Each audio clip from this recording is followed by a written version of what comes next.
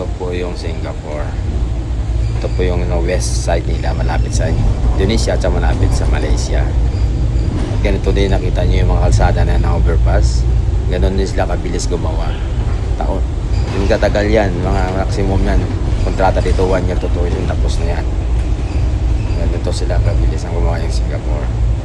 Tingnan nyo, diba? Baganda ng Singapore.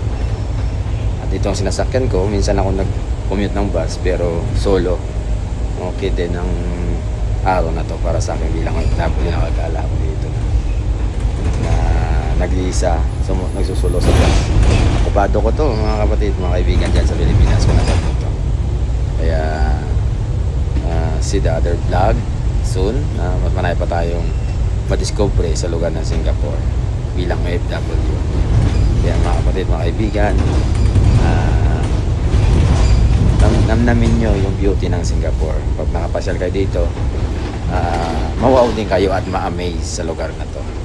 Dahil ito ay mayaman na bansa kahit maliit lang. Salamat!